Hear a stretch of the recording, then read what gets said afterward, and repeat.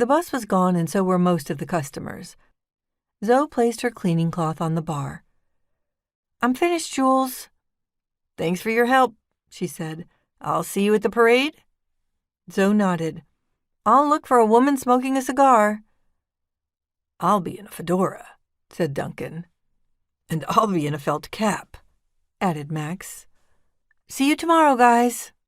They gave her a wave, and Zoe started for home, the warm feeling of friendship fading fast. Outside, the wind had picked up, scattering curled leaves down the sidewalks. Somewhere a campfire burned, and the sweet smoke lingered in the air. With a fresh gust of wind at her back, Zoe crossed under the yellow blinking streetlight. Maybe it was a full moon, or maybe it was the myth of the canyon coming to life for Halloween. Whatever it was, something hastened her step, telling her to hurry. She focused on the charming downtown storefronts, trying not to let her imagination get away from her. It didn't take much for it to invent an alternate story. The Cut Hut was running a sale on black hair dye, and Honey Buns was selling orange bread. Its iconic beehive was colored orange and black for the weekend, and the bees wore miniature ghost costumes.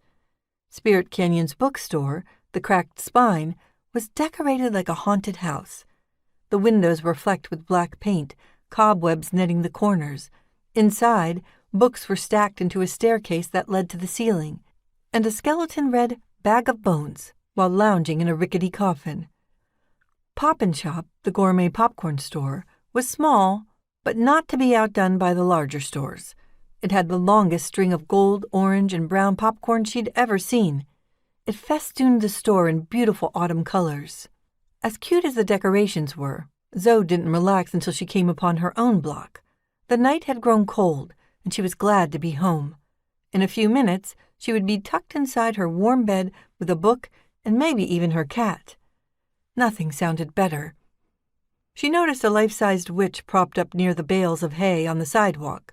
Her face was hidden by her hat, but she was very lifelike. She even had shoes. Harley must have found the decoration in the forgotten box of decor Zoe recently unearthed. Zoe just hoped the witch didn't cackle as she passed. Zoe breathed a sigh of relief when she didn't. Zoe took a couple more steps, then stopped. A sense of familiarity, or déjà vu, wouldn't let her continue. She turned around. Despite her desire to pile into bed, she sensed something was wrong. She studied the decoration. That was it. The shoes. They were Marianne's. She remembered the buckles. It couldn't be. Zoe bent down for a closer look. The long black skirt was the same too. Zoe's hand shook as she reached out to lift up the hat. Marianne's lifeless eyes peered back at her. She dropped the hat and screamed.